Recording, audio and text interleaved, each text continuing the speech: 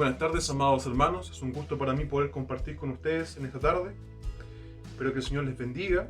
Y hoy iniciaremos la nueva serie que está basada en la carta a los Gálatas. Antes de iniciar me gustaría hacer una pequeña oración. Señor, te pido que guíes este estudio, guárdanos en tu palabra, toda tu palabra es verdad, y que ella se haga vida en nosotros. Te lo rogamos en el nombre de Jesús. Amén.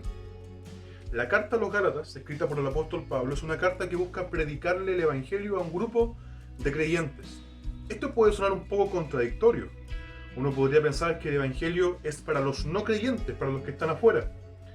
Uno también podría pensar que el apóstol Pablo debiese escribir o compartir con nuestros hermanos enseñanzas más profundas sobre la santificación o la vida de la iglesia. Pero esto no es contradictorio cuando uno comprende que el evangelio no es el ABC del cristianismo, sino que es una verdad central en la cual el cristiano debería estar constantemente meditando. Para el apóstol Pablo el evangelio no es el punto de partida en el camino de la fe, no es que yo parto con el evangelio y después sigo a otras cosas, sino que la verdad es el evangelio, la verdad sobre la cual se fundamenta toda la esperanza cristiana. La esperanza cristiana se fundamenta en la persona y la obra de Cristo. Por tanto, para él el mensaje del evangelio no es algo trivial, no es el ABC, sino que es algo muy profundo. Esta carta entonces comienza con lo que leeremos a continuación en el verso 1, donde Pablo se presenta. Dice: Pablo, apóstol, no de hombres ni por hombres, sino por Jesucristo y por Dios el Padre, que lo resucitó de entre los muertos, o de los muertos.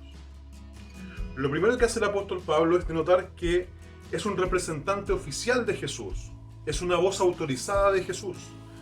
Muchos en aquel entonces cuestionaban la autoridad apostólica de Pablo, y esto se debía a varias razones. Una de ellas es que Pablo fue perseguidor de la iglesia, otra de ellas es que él no fue un seguidor de Cristo cuando él anduvo enseñando en esta tierra, y otra también es que él pertenecía a uno de los grupos más cuestionados por Jesucristo, que fue el grupo de los fariseos.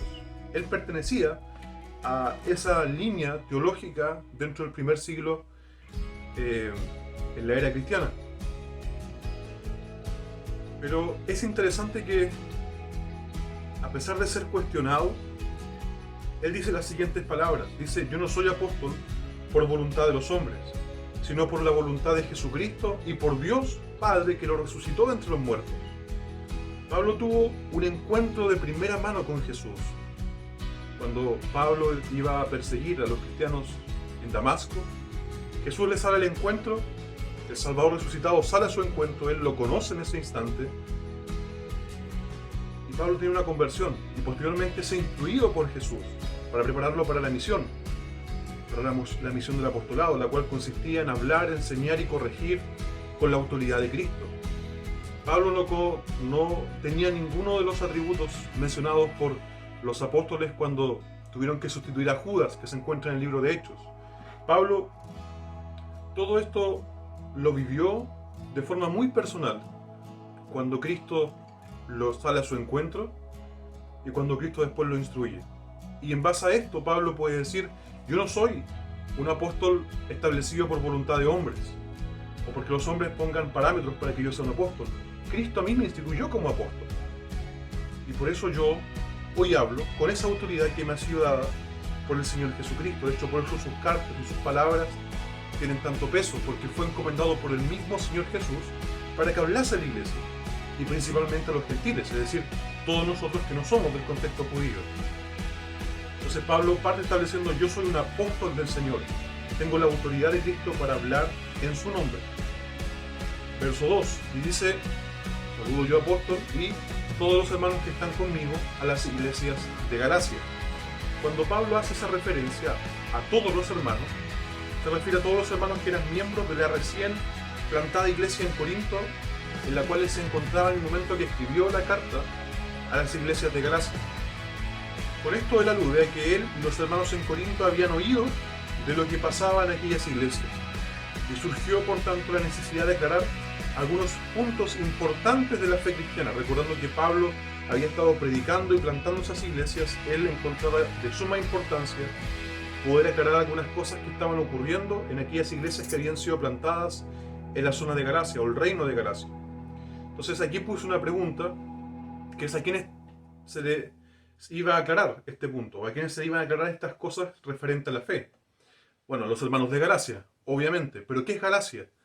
¿Qué es Galacia? Muchas veces nosotros no conocemos mucho del contexto bíblico, así que aquí les voy a comentar un poco qué es lo que es Galacia. Galacia era un pequeño reino que se encontraba en la zona centro-sur de Asia Menor, en lo que hoy se conoce como el país de Turquía.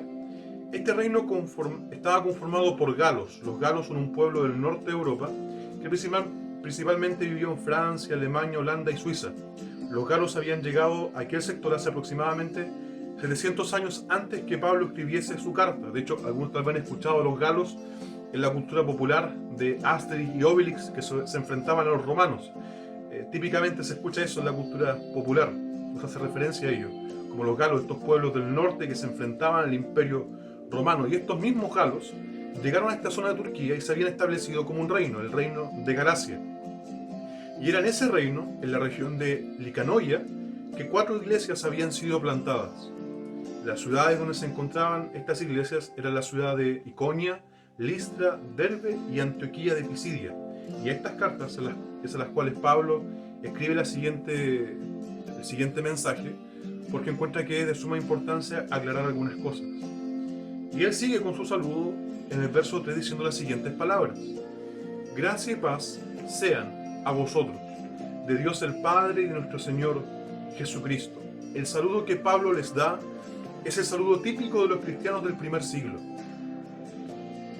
Gracia y paz, los dos grandes regalos que se habían recibido por el Evangelio. Es decir, Pablo está diciendo gracia y paz en consideración de que son los dos grandes obsequios que recibimos por la salvación que es en Cristo Jesús.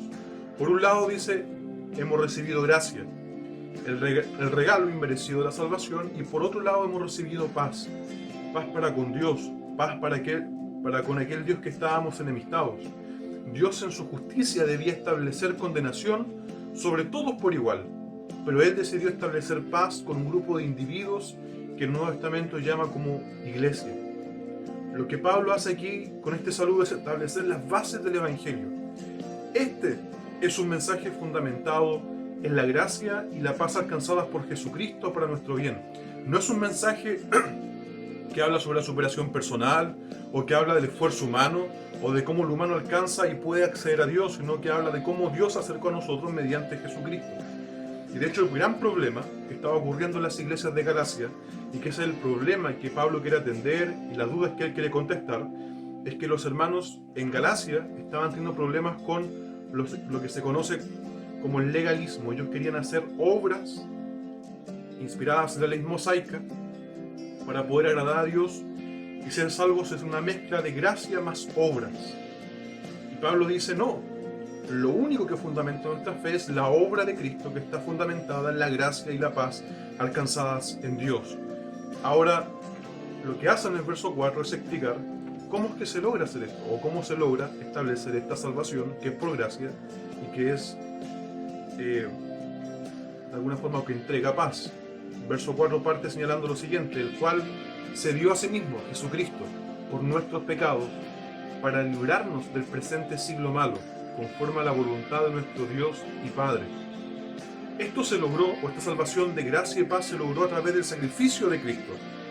Él se entregó por ellos, Él tomó su lugar, Él tomó el lugar de aquellos que vivían en el reino de Galacia, que eran hermanos en Cristo, y también tomó nuestro lugar, cada uno de nosotros individualmente. No había obra que se pudiera hacer para alcanzar la salvación eterna. Y eso Pablo quería dejar muy claro: no hay obra que nos dé salvación eterna. Solo lo que Cristo hizo puede traer salvación.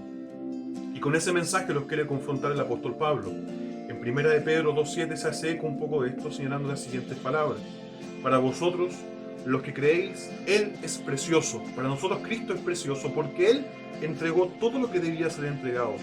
Por Él tenemos camino a la salvación eterna. En pocas palabras, lo que Pablo está haciendo es decirle a los hermanos en Galacia: miren a Cristo, mírenlo a Él, porque a aquel se entregó por nuestros pecados. Miren al que derramó su gracia sin medida desde la cruz. Miren a aquel que entrega un océano de paz desde la cruz, en su sacrificio, en su entrega. Miren a aquel que se entregó para librarnos del presente siglo malo. Y todo esto por la voluntad de nuestro Padre Celestial, el que quería que las cosas fueran así. Él quería que Cristo fuera el puente que nos condujera hacia Él. Jesús dijo en el Evangelio de Juan: yo soy el camino, la verdad y la vida. Nadie va al Padre sino por mí. El Padre estimó que Cristo fuera el camino, fuera la forma de acceder y llegar hacia Él. De hecho, Cristo en un momento dice: yo busco que tengan esa conexión con el Padre, el cual el Padre quiere tener con ustedes. Y eso solamente se podía hacer si alguien pagaba por nuestro pecado, y eso es lo que hizo Cristo. Él se entregó por nosotros, se entregó por nuestro pecado bajo el juicio de Dios para traernos vida eterna. Y a ese mensaje está aludiendo el apóstol Pablo, y que es o va en choque con lo que estaban creyendo lamentablemente las iglesias de Galacia, esa confusión teológica en que había una concepción de la gracia de Cristo, pero también las obras que ellos podían hacer para alcanzar la vida eterna. Y Pablo dice: no, es solo la obra de Cristo concluida en la cruz. Verso 5 dice: a quien sea la gloria por los siglos de los siglos. Amén. Y concluye apuntando a que toda la gloria por este hecho se la debe llevar a Jesucristo el Señor. La salvación no tiene nada que ver con lo que alguien haya hecho, ni nosotros particularmente, ni otra persona, más allá de Jesús. La salvación tiene que ver con lo que Cristo ha hecho y la gloria que Él se merece por lo que ha hecho por nosotros. Jesús es el Hijo de Dios, el Dios encarnado, el Alfa, el Omega, el principio y el fin, el león de la tribu de Judá, que eso hace referencia al defensor de su pueblo.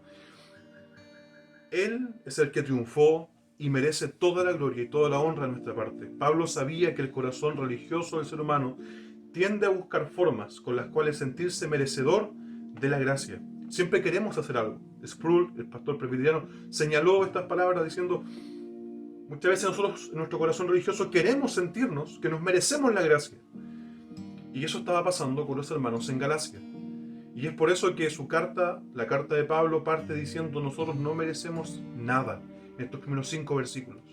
Porque no hay nada que nosotros pudiéramos hacer. Él, Jesucristo, abrió la puerta para que nosotros pudiéramos entrar al trono de la gracia. Él abrió la entrada a los cielos y a la salvación eterna. Les dejo solamente 3 meditaciones para pensar y practicar. La primera de ellas es que debemos descansar en la obra concluida de Cristo en la cruz. No somos nosotros que ganamos esto, fue Cristo quien lo ganó. No hagamos las cosas que hacemos porque pensamos que de esa forma ganaremos su favor o ganaremos algún tipo de deseo por parte de Dios, así como: yo quiero esto, entonces me voy a portar bien para que Dios me lo dé. No puede ser esa nuestra relación con Dios. Nuestra relación se basa en la gracia. Dios me amó y entregó a Cristo por mí. Lo que yo debo hacer es servirle porque le amo y estoy agradecido para con Él. Hagamos las cosas porque amamos a Dios y queremos glorificarlo con nuestras vidas. Que ese sea el mensaje principal que arda en nuestro corazón. Segunda idea, la que quiero que usted piense y también practique: predíquese, ore y medite esta verdad todos los días de su vida.